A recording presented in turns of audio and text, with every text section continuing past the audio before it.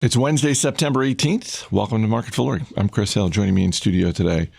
She's not on Twitter, but she is here in the studio. Emily Flippen. Thanks for being here. Thanks for having me, even though Twitter won't.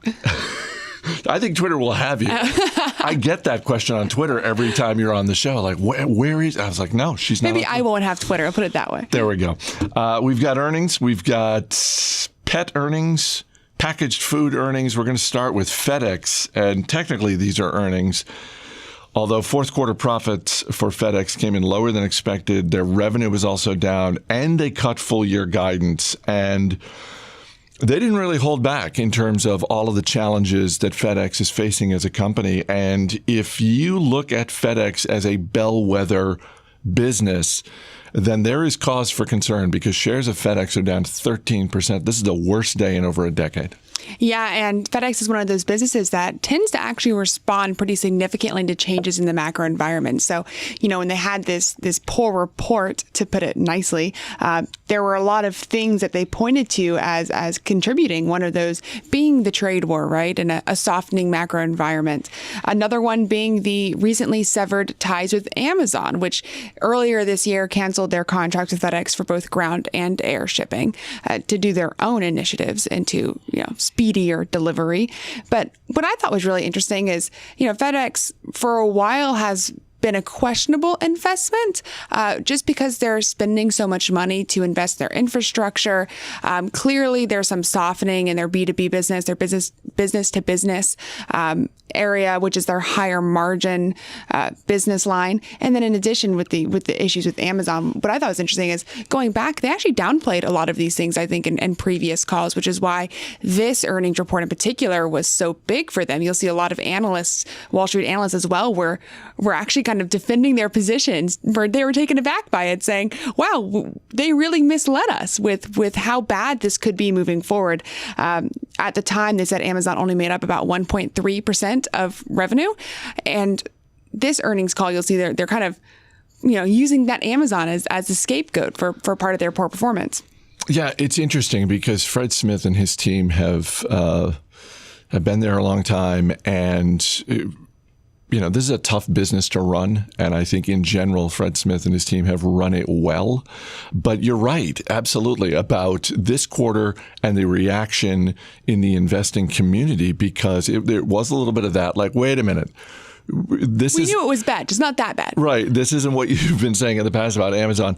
Also, and this is, this got a little bit of play. This is not, I don't think this is as significant as what you mentioned in terms of Amazon and sort of the trade war and the macroeconomic impact.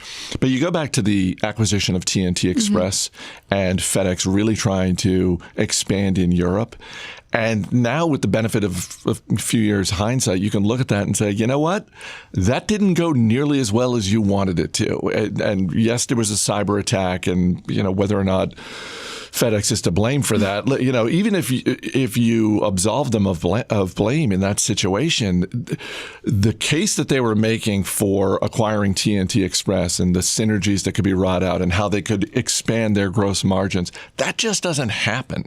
It really hasn't happened the way they wanted it to. And I think we're seeing today sort of a coalescing of a lot of negative opinions of sort of well, wait a minute, that didn't work out the way you said it was going to. Now you're telling us something different about Amazon.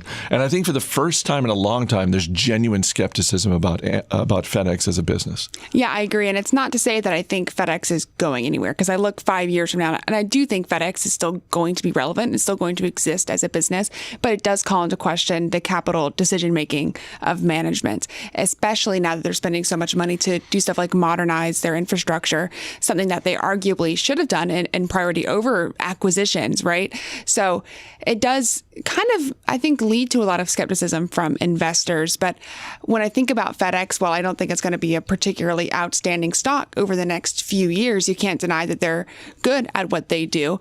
And this might be kind of peak FedEx hate, especially if we don't enter a recession, in the next, I'd say, 6 months. Well, and also you think about the next few months going into the holidays. If FedEx has a blowout quarter in early 2020, then this is a distant memory. But just we'll close on the stock. As I mentioned, down 13%, worst day in over a decade. Are you interested at this lower price, or do you think, you know what, there are enough question marks, some of which FedEx has raised, that I'm not buying this value play option? Yeah, I think they've lost a little bit of trust from me here. Their new earnings expectations are about 20% below what they were just before they reported. So this one report alone decreased 20%, which is still a significant year-over-year decline. So I'm still not excited by this business, but I also don't think it's the doomsday scenario that some people may feel like it is today. All right, let's move on to Chewy, which is the pet food and products retailer. Chewy's second quarter loss was smaller than expected. They raised revenue guidance for the full fiscal year. Chewy stock down about 5%. Why is it down? And I don't own the stock, but I just sort of look at this and think this is kind of what you would want to see, I think, if you're a shareholder.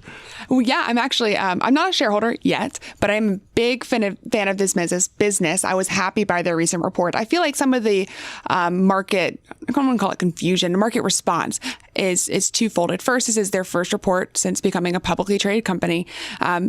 We've seen the market destroy a lot of these high-flying IPOs. So it's not a terrible surprise that, since it didn't completely blow out expectations, that the market responded the way it did. But it's also, so they posted a narrower than expected loss as long as you take out the non-cash-based, stock-based compensation expenses. If you include that, it's actually a significantly bigger loss. So I guess it depends on how people are perceiving the losses attributable to them as shareholders. Are they including stock-based compensation? Are they not? Personally, when I look at these types of companies, which are still very much in the growth stage, I don't tend to add a lot of sway to stock-based compensation, but I can understand why investors do. Ultimately, Chewy is not profitable. So it makes sense that people, when they see that sticker shock of the first number, think, ooh, is this company ever going to be profitable? But I'll give my quick 2-second Chewy pitch here. Chewy could easily be profitable if they just scaled back their marketing expenses. But Chewy continuously shows that the lifetime value of the customers that they acquire significantly outpace the amount that they spend to acquire that customer in sales and marketing. So the fact is that the company doesn't want to be profitable right now.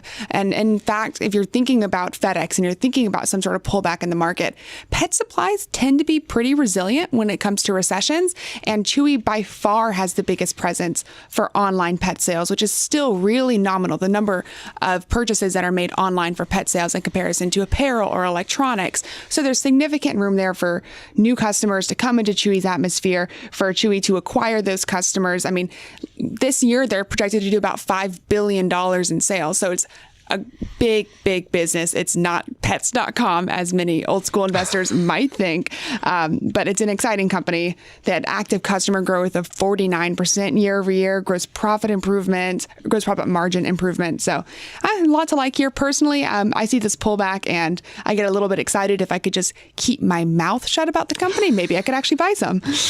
So is this a company that you think is potentially an acquisition target? I'm thinking of a couple of years back when Blue Buffalo, which was in this line of business, was a public company, standalone, and General Mills came in and snapped it up for around $8 billion. Chewy right now valued at about $11.5 billion, so it'd be a little bit more someone would have to pay for them. But if you're making up a list of reasons to buy this stock, is that on the list? No, not at all. 100% never going to be acquired. And that's because the company was actually sold to PetSmart by its founder back in, I believe, 2011, if memory serves, or 2017. Maybe it was founded in 2011, 2017, sold to PetSmart.